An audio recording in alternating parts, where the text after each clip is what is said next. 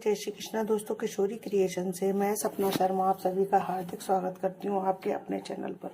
दोस्तों, आज के वीडियो में मैं आपके लिए वैशाख मास महात्म्य के 16वें दिन की कथा लेकर के आई हूँ। इससे पहले के 15 अध्याय के वीडियो जो है मैंने मेरे चैनल पर डाले हुए हैं, आप उनको मेरे चैनल पर जाकर देख भी सकते हैं और श्रवण भी कर सकते हैं।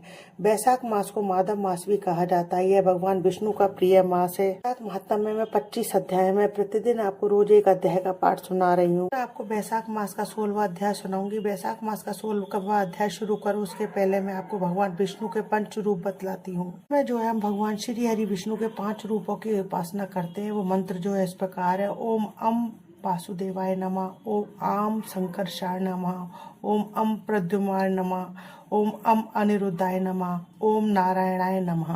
दोस्तों, ये भगवान श्री हरि विष्णु का पंचरूप मंत्र मैंने आपको बताया है। आज आप जो इस पंचरूपों की वंदना की गई है आज के वीडियो में। ये जानते हैं वैशाख मास महात्म्य का 16वां अध्याय से पहले 15वें अध्याय में सुतिदेव जी बोले, भगवान के प्यारे पाप नाशक वैशाख मास महात्म्य में जो है और भी सुनो। फिर उन्होंने पुरुष राजा की कथा सुनाई। बहुत शूरवीर, उदार और प्रतापी राजा था। पूर्व जन्म में जो है वैशाख मास के कर्म नहीं किए थे, जिसके कारण जो उसके धन संपत्ति राज आदि सब नष्ट हो गए। दिन वह अपने सदगुरु को याद करने लगा, तब उसके सदगुरु ने आकर के उसे वैशाख मास का धर्म करने के लिए कहा। इसके करने से उस राजा ने जो अपना राजपाट और पुत्र आदि प्राप्त कर लिए। भगवान श्री हरि विष्णु के चतुर्भुज रूप के दर्शन भी किए। अब सुनते हैं वैशाख मास महात्म्य का 16वां अध्याय। सुतिदेव जी कहने लगे, भगवान के दर्शन के आनंद में मगन हृदय वाले उस राजा ने तत्काल शीश झुकाकर प्रणाम किया और बहुत देर तक आकुल नेत्रों से विश्वात्म देव जगदीश का दर्शन करता रहा। फिर चरण धोकर जल सिर पर धारण किया और वह मूल्यवान आभूषण चंदन आदि से पूजन करने लगा। धूप, दीप, फूल, माला, नैवेद्य और आत्म समर्पण आदि से विष्णु भगवान को प्रसन्न कर बोला, हे निर्गुण विश्व मूर्ते, आपके चरणारविंद धन्य है। वे चरण शरणागतों के पाप दूर करने वाले हैं। तुम्हारे चरणारविंद को भूलकर दृशा से व्याकुल अनेक योनियों में भ्रमण करता हूँ।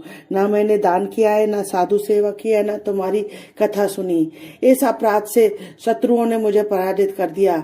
मेरा वैभव नष्ट हो गया। तब मैं वन में गया और मेरे अपने गुरुओं के स्मरण करते ही गुरु ने आकर मेरी दीन दशा पर दया कर दुख से छुड़ाने का उपाय बताया।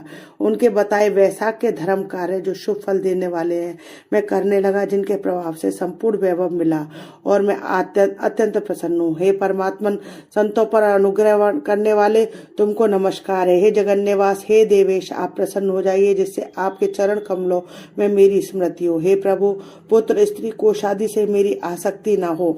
मेरा मन आपके चरणारविंद में लगे, मेरी वाणी आपकी दिव्य कथा कहने में लगी रहे, मेरे नेत्र आपकी मूर्ति के दर्शन करने में लगे रहे, कान कथा श्रवण में और जीवा अनेक प्रकार जीवा आपके कमल गुणानुवाद में अर्पित हो। नासिका आपके चरण कमल का मकरंद सूंघने में प्रवृत्त हो। हाथ आपके मंदिर की सफाई करने में तथा आपके भक्तों के सुगंध युक्त चंदन आदि लेपन लगाने में लगे रहे।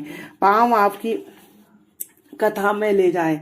मेरी मूर्धा सदा आपकी वंदना में कामना आपकी कथा में, बुद्धि आपके विचार में सदा लगी रहे। साधु संगत और आपकी श्रेष्ठ कथाओं के गान से मेरे दिन बीते।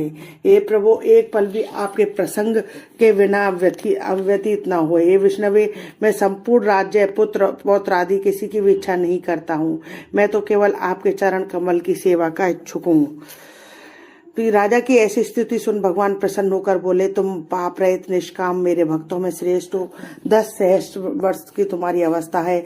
दिव्य धन संपत्ति, मेरी दृढ़ भक्ति और अंत में मेरी सायुज्यता मिलेगी।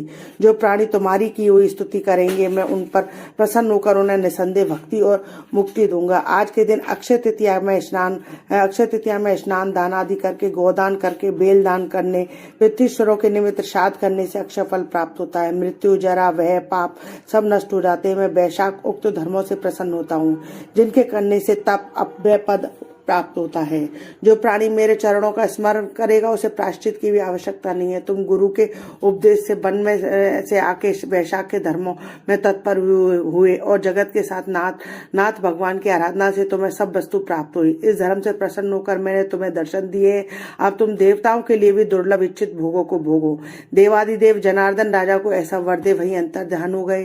तब राजा अत्यंत प्रसन्न हुआ। तदंतर गुरु महात्माओं का सत्संग कर नित्य प्रति ज्ञान प्राप्त करने लगा और वासुदेव भगवान के अतिरिक्त किसी को नहीं मानता था। वैशाख उक्त सब धर्मों को बारंबार करने से पुत्र पौत्र आदि की वृद्धि हुई। संपूर्ण मनोरथों को भोग अंत में चक्रपाणी विष्णु भगवान की सायुज्यता को प्राप्त हुआ। जो इस परम सुंदर आख्यान को सुनते सुनाते हैं वे सब पापों से छूटकर विष्णु भगवान के परम पद को प्राप्त करते हैं। तीसरी वैशाख मास महात्म में 16वां अध्याय समाप्तम। दोस्तों, यदि आपको मेरा ये वीडियो पसंद आए तो प्लीज मेरे वीडियो को ज्यादा से ज्यादा लाइक और शेयर कीजिए अपने फैमिली और फ्रेंड में। यदि आपने अभी तक मेरे चैनल को सब्सक्राइब नहीं किया है तो उसे सब्सक्राइब करना ना भूलें। पास ही बेल आइकन को दबाएं जिससे मेरे आने वाले हर नए वीडियो का नोटिफिकेशन जो है आपको मिल जाए। हिंदू धर्म रीति रिवाज कथा कहानी जानने के लिए मेरे चैनल